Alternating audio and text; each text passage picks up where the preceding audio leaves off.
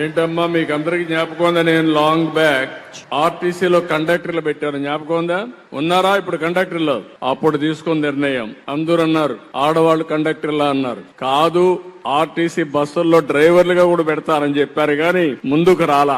వచ్చుంటే డ్రైవర్లుగా కూడా పెట్టేవాడిని. ఈ రోజు మీ అందరూ ధైర్యంగా ఉండాలి. అన్ని రంగాలలో మగవారితో ధీటుగా మనం పనిచేయాలి. అందుకనే ఈ రోజు ఆటోల్లో కూడా మీరు షీ ఆటో కింద ఆడబిడ్డలే డ్రైవ్ చేసే పరిస్థితి వస్తుంది.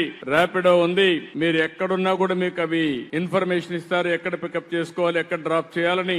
ఆటోమేటిక్ గా డబ్బులు కూడా వాళ్ళకి వెళ్ళిపోతాయి. ఆ డబ్బులు మీకు ఆటోమేటిక్ గా డిడక్ట్ చేస్తా ఉంటారు. ఇంకో పక్కన మోటార్ బైకులు కూడా మీరు ఎవరన్నా డ్రాప్ చేయగలిగితే మోటార్ బైకులు కూడా ఇప్పిస్తాం. ఇప్పుడే నేను అడిగాను, ఎటు ఆఫీస్కి వెళ్తా ఉంటాం కాబట్టి అప్పుడప్పుడు మోటార్ బైకులు కూడా డ్రాప్ చేసి అదనంగా డబ్బులు సంపాదించుకుంటామని ఆడబిడ్డలు చెప్పే పరిస్థితికి వచ్చారు. మీరు సొంత వాహనాలంటూ కూడా ఇందులో చేరొచ్చు. దానివల్ల అదనపు ఆదాయం వస్తుంది. నేను ఆలోచించేది వినూత్నమైన ఆలోచనలు మీకు అందుబాటులో తెస్తాను. నా ఆలోచనల్ని అందిపుచ్చుకోవడం మీ బాధ్యత.